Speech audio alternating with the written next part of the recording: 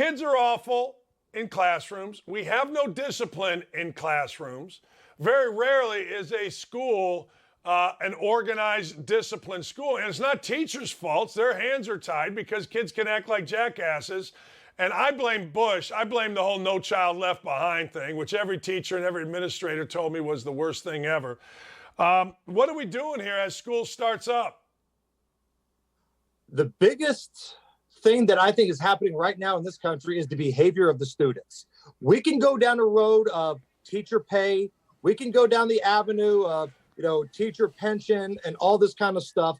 But the reason there's a teacher shortage, the reason that nobody wants to teach is because of the behavior of some of these kids in the classroom.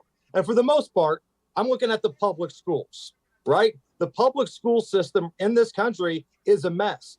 And look, hat tip to the teachers that are doing it right in the public school system, that are not pushing their political agenda, that are not coming out to students who are, 6 and 7 years old. Those teachers who are doing it right deserve some sort of award. Because my wife used to be a teacher in the inner city here in Indianapolis. And some of the behavior of these kids, it's ridiculous.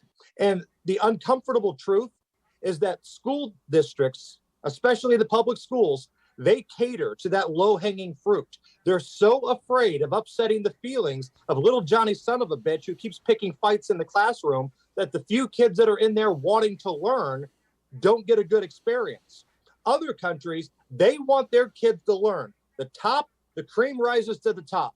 Here in the United States, we have to make sure that we don't upset the feelings or the parents of some horrible kid who only goes in there to pick fights, to sell drugs, to do horrible things to the opposite sex. This happens all the time. Talk to any teacher that works in the inner city, and they'll tell you it's time to bring back the suspension policy.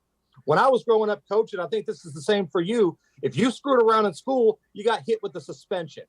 And look, a lot of people right now are going to say, well, that just sends the kid at home. What if he doesn't get his lunch? Where does he got to go? I don't give a damn. My kid is there to learn. If your kid can't get his act together, stay home.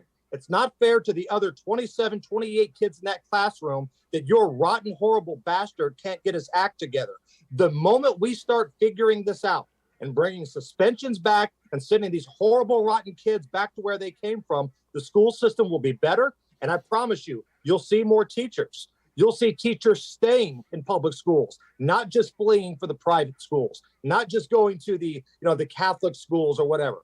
These teachers are going to those private schools to make less money just because they don't want to have to deal with the rotten, horrible kids that they're getting right now.